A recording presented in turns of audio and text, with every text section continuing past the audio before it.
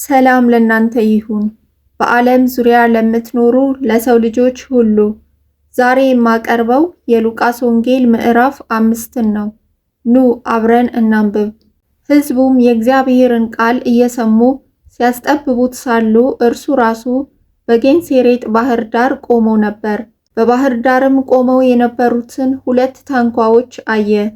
ዓሣ አጥማጆች ግን ከእነርሱ ውስጥ ወጥተው መረቦቻቸውን ያጥቡ ነበር።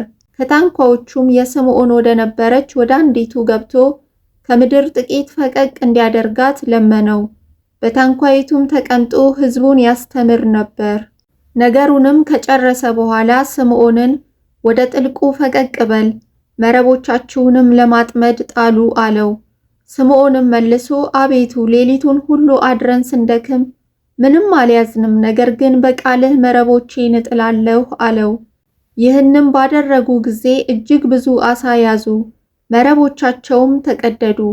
በሌላ ታንኳም የነበሩትን ጓደኞቻቸውን መጥተው እንዲያግዟቸው ጠቀሱ። መጥተውም 2 ታንኳዎች እስኪሰጥሙ ድረስ ሞሏቸው። ስምዖን ጴጥሮስ ግን ባየ ጊዜ በኢየሱስ ጉልበት ላይ ወድቆ ጌታ ሆይ እኔ ኃጢአተኛ ነኝና ከእኔ ተለይ አለው። ስላጠመዱት ዓሣ እርሱ ከእርሱ ጋርም የነበሩ ሁሉ ተደንቀዋልና። እንዲሁም ደግሞ የስምዖን ባልንጀሮች የነበሩ የዘብዴዎስ ልጆች ያዕቆብና ዮሐንስም ተደነቁ። ኢየሱስም ስምዖንን አትፍራ፣ ከእንግዲህ ወዲህ ሰውን የምታጠምድ ትሆናለህ አለው። ታንኳዎችንም ወደ ምድር አድርሰው ሁሉን ትተው ተከተሉት። ከከተማዎችም በአንዲቱ ሳለ እነሆ ለምጽ የሞላበት ሰው ነበረ። ኢየሱስንም አይቶ በፊቱ ወደቀና ጌታ ሆይ ብትወድስ ልታነጻኝ ትችላለህ ብሎ ለመነው። እጁንም ዘርግቶ ዳሰሰውና እወዳለሁ ንጻ አለው። ወዲያውም ለምጹ ለቀቀው። እርሱም ለማንም እንዳይናገር አዘዘው። ነገር ግን ሄደህ ራስህን ለካህን አሳይ፣ ለእነርሱም ምስክር እንዲሆን ስለ መንጻትህ ሙሴ እንዳዘዘ መሥዋዕት አቅርብ አለው። ወሬው ግን አብዝቶ ወጣ። ብዙ ሕዝብም ሊሰሙትና ከደዌያቸው ሊፈወሱ ይሰበሰቡ ነበር። ነገር ግን እርሱ ወደ ምድረ በዳ ፈቀቅ ብሎ ይጸልይ ነበር። አንድ ቀንም ያስተምር ነበር። ከገሊላና ከይሁዳ መንደሮች ሁሉ ከኢየሩሳሌምም መጥተው የነበሩ ፈሪሳውያንና የሕግ መምህራን ይቀመጡ ነበር። እርሱም እንዲፈውስ የጌታ ኃይል ሆነለት። እነሆም አንድ ሽባ በአልጋ ተሸክመው አመጡ። አግብተውም በፊቱ ሊያኖሩት ይሹ ነበር። ስለ ሕዝቡም ብዛት እንዴት አድርገው እንዲያስገቡት ሲያቅታቸው ወደ ሰገነቱ ወጡ። የጣራውንም ጡብ አሳልፈው በመካከል በኢየሱስ ፊት ከናልጋው አወረዱት። እምነታቸውንም አይቶ አንተ ሰው ኃጢአትህ ተሰረየችልህ አለው።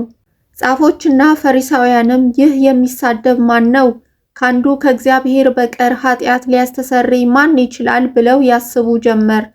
ኢየሱስም ሐሳባቸውን እያወቀ መልሶ በልባችሁ ምን ታስባላችሁ? ኃጢአትህ ተሰረየችልህ ከማለት ወይስ ተነሳና ሂድ ከማለት ማናቸው ይቀላል? ነገር ግን በምድር ላይ ኃጢአት ሊያስተሰርይ ለሰው ልጅ ሥልጣን እንዳለው እንድታውቁ ብሎ ሽባውን አንተን እልሃለሁ ተነሳ፣ አልጋህን ተሸክመህ ወደ ቤትህ ሂድ አለው። በዚያን ጊዜም በፊታቸው ተነሳ። ተኝቶበትም የነበረውን ተሸክሞ እግዚአብሔርን እያመሰገነ ወደ ቤቱ ሄደ። ሁሉንም መገረም ያዛቸው።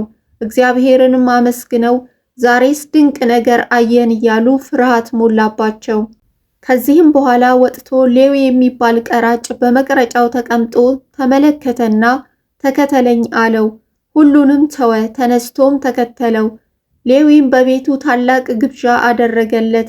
ከእነርሱም ጋር በማዕድ ተቀምጠው የነበሩ ከቀራጮችና ከሌሎች ሰዎች ብዙ ሕዝብ ነበሩ።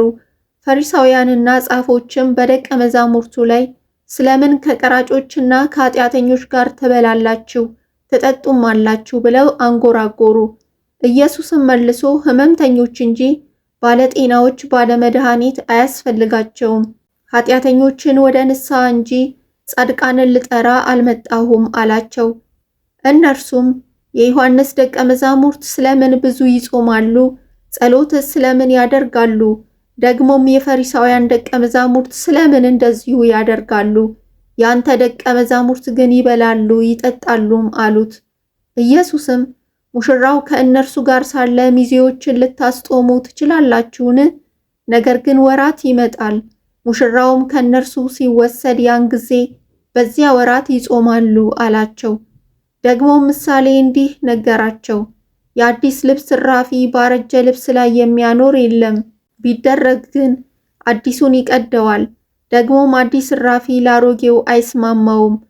ባረጀ አቅማዳም አዲስ የወይን ጠጅ የሚያኖር የለም። ቢደረግ ግን አዲሱ የወይን ጠጅ አቅማዳውን ያፈነዳል፣ እርሱም ይፈሳል፣ አቅማዳውም ይጠፋል። አዲሱን የወይን ጠጅ ግን በአዲስ አቅማዳ ማኖር ይገባል፣ ሁለቱም ይጠባበቃሉ። አሮጌ ወይን ጠጅ ሲጠጣ አዲሱን የሚሻ ማንም የለም፣ አሮጌው ይጣፍጣል ይላልና።